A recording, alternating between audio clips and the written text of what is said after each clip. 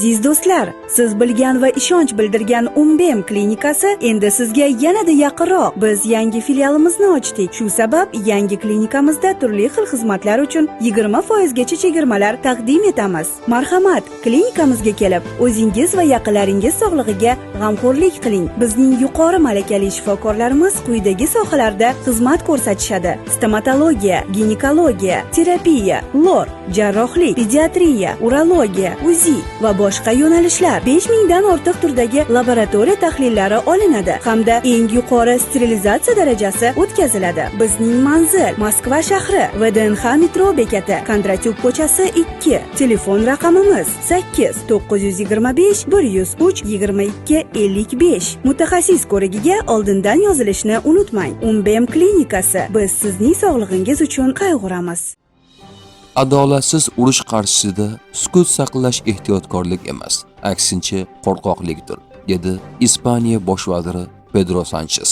Netanyahu Livanda G'azodagi kabi vayronagarchilik va azob uqubatlarni takrorlamoqchi, dedi Ispaniya bosh vaziri. Ispaniya Falastin davlatini rasman tan olgandan so'ng Ispaniya o'zining birinchi Falastin elchisini qabul qildi. Bu qadam diplomatik aloqalarning rasmiy ravishda boshlanishi va chuqurlashishini anglatadi. Eronning yuqori lavozimli siyosiy va harbiy amaldorining ta'kidlashicha, Amerika Eronga turli diplomatik kanallar orqali muzokara o'tkazish so'rovlarini yuborgan va Amerikaning jang maydonidagi mag'lubiyatga mos kelmaydigan shuhratparast takliflarni ilgari surgan. Donald Trampdan o'g'lini urushga yuborish talab qilinmoqda.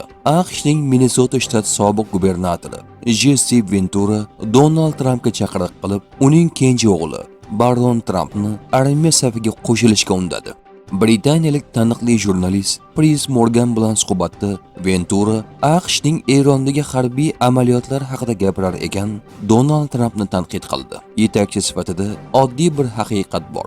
Siz o'z farzandlaringizni yuborishga tayyor bo'lsangizgina urushni oqlash mumkin. O'z bolangni yubormasdan turib, qanday qilib birovning bolasini jangga yuborish mumkin, deya ta'kidladi sobiq gubernator. Eronning urushni tugatish uchun 5 ta sharti. Dushman tomonidan tajovuz va qotillikni to'liq to'xtatish. Eronga yana urush yuklanmasligiga aniq kafolatlar. Urush uchun tovon puli kafolatlangan va aniq belgilangan. Mintaqadagi barcha qarshilik guruhlari uchun ham barcha jabhalarda urushni tugatish. Eronning Hormuz bo'g'ozi ustidan suveren hokimiyatni xalqaro miqyosda tan olinishi va kafolatlari. Eron ommaviy axborot vositalari rasmiylardan shunday iqtiboslar keltirmoqda. Urush biz xohlagan vaqtda va faqat shartlarimiz bajarilgan taqdirdagina tugaydi. Eron takliflarini ko'rib chiqdi va ularni bortirilgan deb hisoblaydi. Eron Trampga urush qachon tugashini aytib berishga yo'l qo'ymaydi. Tehron mintaqaviy vositachiga o'zini himoya qilishda davom etishini aytdi. Eron AQShning Abraham Lincoln aviatashuvchi kemasi tomon raketa uchirdi, deya ma'lum qildi Eron armiyasi dengiz kuchlari qo'mondoni. Eron AQShning Lukas dronini urib tushirdi. Dron Eron shahetining nusxasi, ammo portlovchi yukning yarmini olib yuradi. Ommaviy axborot vositalarining xabariga ko'ra, uning narxi taxminan $35,000 tashkil qiladi. Eron Tashqi ishlar vazirligi matbuot kotibi Ismoil Bag'oiy: Biz AQSh diplomatiyasi bilan juda fojiali tajribaga egamiz. Yadro masalasini hal qilish bo'yicha muzokara jarayonining o'rtasida turganimizda 9 oy ichida 2 marta hujumga uchradik. Bu diplomatiyaga xiyonat edi. Hozir Eron ichida bu juda mashhur iboraga aylangan. Chunki bu bir marta emas, balki 2 marta sodir bo'ldi. Shuning uchun hech kim AQSh diplomatiyasiga ishona olmaydi. Xitoy Eronni AQSh quruqlikdagi amaliyotga tayyorgarlik ko'rayotgani va Washington mintaqada kuchlarni to'plash uchun qo'shimcha muzokara olib borayotgani haqida ogohlantirdi.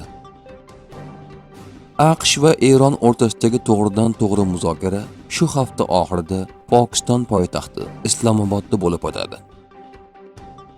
Agar AQSh yana aldasa, Eron kuchlari Birlashgan Arab Amirliklari va Bahrayn qirg'oqlarini egallab olishga qodir va tayyor. Eron televideniyasi. AQSh o'zi bilan o'zi muzokara olib bormoqda, dedi Eron qurolli kuchlari Xatam al-Anbiya birlashgan qo'mondonligi vakili Ibrohim Zulfagariy. Sen gapirgan muhim kuch muhim muvaffaqiyatsizlikka aylandi. O'zini global super davlat deb ataydigan tomon agar bunga qodir bo'lsa, allaqachon bu vaziyatdan chiqib ketgan bo'lardi. Mag'lubiyatingizni kelishuv sifatida ko'rsatishga urinmang. Sizning bo'sh va'dalaringiz davri tugadi. Sizning ichki kurashingiz shu darajaga yetdiki, endi o'zingiz bilan o'zingiz muzokara olib boryapsizmi? Biz kabi odamlar, siz kabi odamlar bilan hech qachon kelisha olmaydi.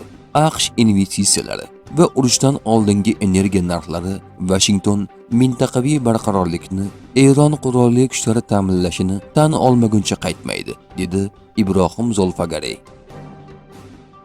Isroilning 12-kanali ma'lumotiga ko'ra, AQSh va Eron o'rtasida ehtimoliy kelishuv uchun 15 banddan iborat tinchlik rejasi ishlab chiqilgan. Qayd etilishicha, ushbu barcha bandlar aynan AQSh tomonidan tayyorlangan va Eron talablarini aks ettirmaydi.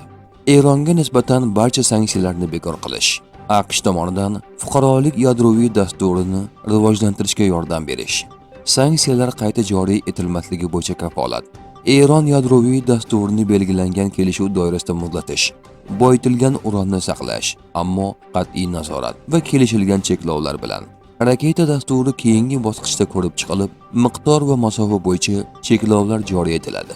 Yadroviy dastur faqat fuqarolik yoki mudofaa maqsadlarida qo'llaniladi. Mavjud yadroviy quvvatlarni rivojlantirishni to'xtatish, uranni boyitish quvvatlarini kengaytirishni taqiqlash, qurol uchun mo'ljallangan yadroviy material ishlab chiqarishni taqiqlash, barcha boyitilgan materiallarni belgilangan muddatda Magatiga topshirish, Natanz, Isfahon va Fordo obyektlarini yopish, yo'q qilish, xalqaro monitoring va tekshiruv mexanizmlarini joriy etish, majburiyatlar bajarilishiga qarab bosqichma-bosqich amalga oshirish, mintaqaviy xavfsizlik bo'yicha qo'shimcha kelishuvlar.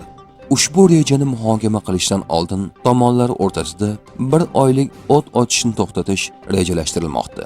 AQSh tomonidan taklif qilingan reja yadroviy dasturni cheklash va sanksiyalarni bekor qilishga qaratilgan. Ammo hali muzokaralar boshlanishdan oldingi bosqichda turibdi. Yaqin Sharqdagi so'nggi vaziyat. Bahraynda Eron dron hujumini qaytarayotganda Birlashgan Arab Amirliklari askari halok bo'ldi. Amerika va Isroil rasmiylari Hormuz bo'g'ozini egallashni mojaroning eng realistik yakuniy nuqtasi sifatida ko'rib chiqmoqdalar. Rejim o'zgarishi va Eron yadroviy dasturining to'liq tugashi kabi avvalgi ambitsiyalardan uzoqlashmoqdalar. Buni ular hozirda ehtimoldan yiroq deb hisoblaydilar. Isroil mudofaa vaziri Isroil janubini Sahal to'liq nazorat qilishni e'lon qildi. Biz Litaniya bo'ylab 5 ta ko'prikni portlatdik. Biz qolgan ko'priklarini va Litaniya daryosigacha bo'lgan xavfsizlik zonasini nazorat qilamiz, dedi Israel Kaz.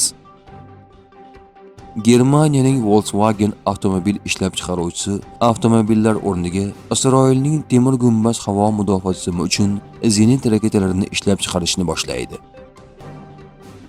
May oyi oxiriga qadar 400 minggacha Isroil armiyasi rezervidagi askarlar xizmatga chaqirilishi mumkin. AQSh rahbari Donald Trump Kuvaytning 3 ta Amerika F-15 qiruvchi samolyoti urib tushirilganligini kichik noqulaylik deb atadi. Eron yadroviy qurol ishlab chiqarmaslikka rozi bo'ldi, dedi Donald Trump. Donald Trumpning boshqa bayonotlari. Biz Eronda ulkan yutuqlarga erishmoqdamiz. Biz to'g'ri odamlar bilan muzokara olib bormoqdamiz va ular kelishuvni juda xohlashadi. Ular buni qanchalik xohlashlarini tasavvur ham qila olmaysiz. Vance, Rubio va Uitkov Eron bilan maslahatlashuvlarda ishtirok etmoqda. Ularda bor bo'lgan deyarli hamma narsa yo'q qilindi. Agar gazetalarni o'qisangiz, biz durangda deb o'ylaysiz.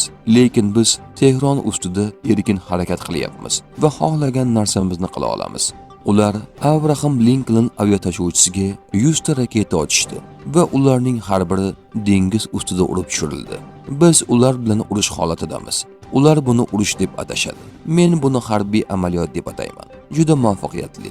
Biz allaqachon Eronda rejim o'zgarishga erishdik. Bu rejim o'zgarishi. Chunki bizdagi hozirgi rahbarlar biz boshlagan rahbarlardan butunlay farq qiladi, dedi Donald Trump.